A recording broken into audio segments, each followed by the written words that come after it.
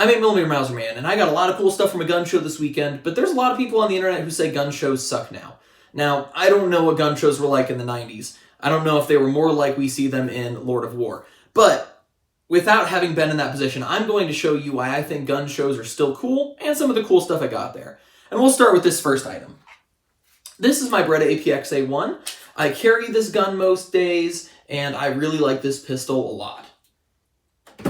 Now, finding magazines for that is a little bit hard. Usually I have to order them online, but at this gun show, somebody was selling one for 20 bucks. And, 20 bucks isn't necessarily a steal. Usually they run about 30, but with a $5 entrance fee, a $30 magazine for $20 already makes it so that I've at least made my money back. So, reason number one I like gun shows is usually you can find at least something that's a good deal. However, the other reason I really like gun shows is interesting ammo. Now, for the channel, I already had a box of this Czech Training 7.62x54R. I haven't done a video on it yet, but there are these really interesting lighter rounds that are good for short-range training. So I'm going to pull some apart at some point, measure them, and also shoot them and see what kinds of velocities I get. I'm really excited for that video, and somebody was selling these boxes for $10 in addition to some regular boxes of 20 rounds for $10. In both of those situations, I was finding interesting ammo for a good deal. And ammo is just a big reason why I really like gun shows. Now, also, I was able to find just some military surplus items while I was there. One thing that I had been looking for a while was some AR-15 stripper clips, and so I found this pack that came with, I think, 25 and the spoon for $6.25.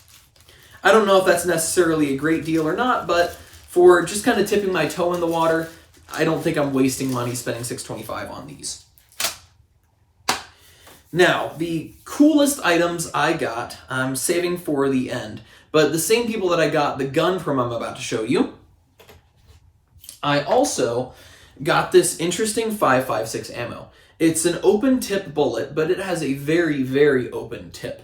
Not something I'm used to. I'll make sure to get you a close-up look at those. And I talked to the people and they said they were factory. They sold me these 10-round clips for $1, which in my opinion is not a waste of money, even if you're just going to use the components. Now, I pulled one out so that I could measure it, and the bullet measured at 51.9 grains, so a 52-grain bullet, and then the powder was at 24.8 grains of this 223 or 5.56. I'm going to specifically shoot at that range because I'm curious what the accuracy is on these, just because don't fire random gun show ammo, but do as I say, not as I do. Sweet Caroline, bum, bum, bum. So we did manage to keep them all on the index card. My point of aim was the bottom of the circle, because I didn't want to get lost in the circle itself. But we had 1, 2, 3, 4, 5, 6, 7, 8, 9, and 10 impacts. I'll go home and check the group, but this is definitely not one I'm doing. I need to show you something I did not get at the gun show. A viewer sent this to me. A viewer sent me this 6E42 Russian watch. It's an automatic dive watch, and it is really cool. I've been wearing it for a little while. He runs the channel M16SRU. He just has some cool gun content. I haven't watched a whole lot, but just a couple videos. And he sent me this awesome watch all the way from Russia. Okay, getting into the gun. I brought my Remington 1187 Police, as well as some other things, hoping to trade and make a little bit of cash. And I traded my 1187 Police for this Ruger Mini 14. It came with two stocks. It came with this choked folding stock, like that. And then it also came with this more traditional stock right here. Maybe I'll switch to the more traditional someday, but for right now I'm going to stick with the choke because it looks really cool and the name is funny. Now, it didn't come with this mount. However, I was talking to somebody else just asking if they had magazines.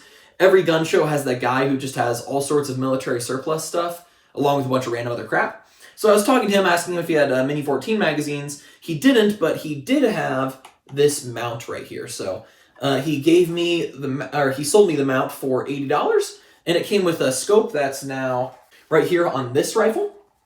It's not a very good scope. It's just a Simmons 1-4, but I'm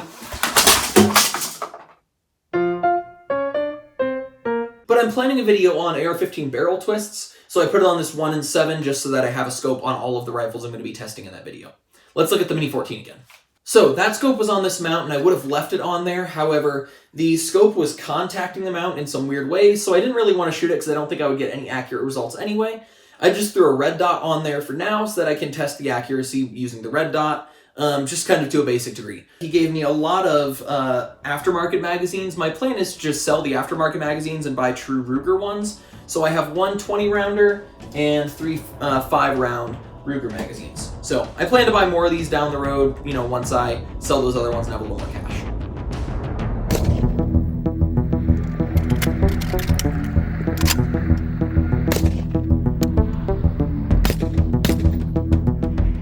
Well, I got my Ruger Mini 14 sighted in. I was only shooting 2-shot groups while I was doing that, but they were all very tight. So I'm really excited to see how this is gonna do at 100 yards. I am only shooting with a red dot right now, and it's a 2-ohm-away red dot, so it's probably not gonna be spectacular, but I think it will still be interesting to see.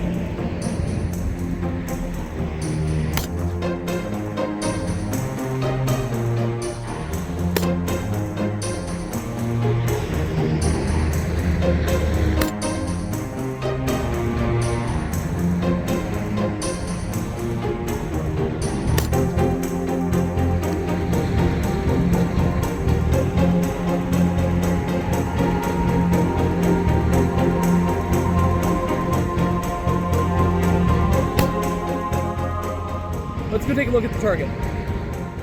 It appears to be about a 4-inch group with some vertical stringing, but I don't tend to do that well with a red dot anyway. This seems pretty good for me.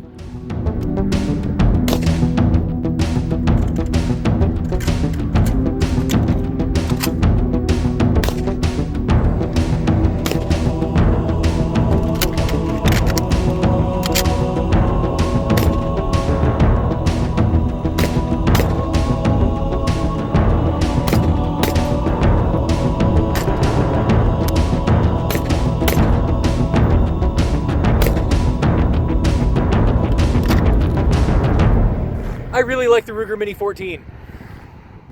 So in my opinion, gun shows are also a good place to trade.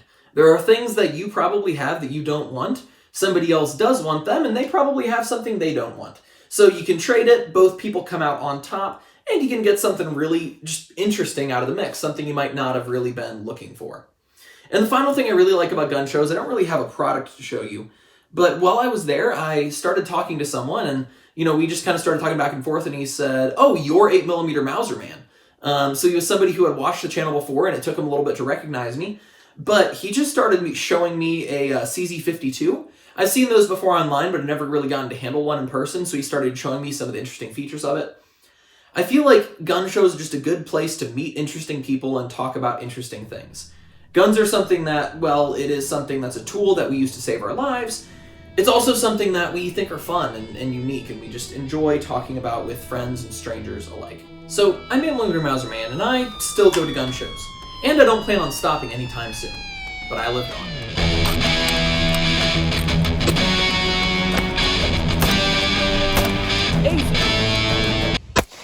You be the judge. That was way more explosion than I expected.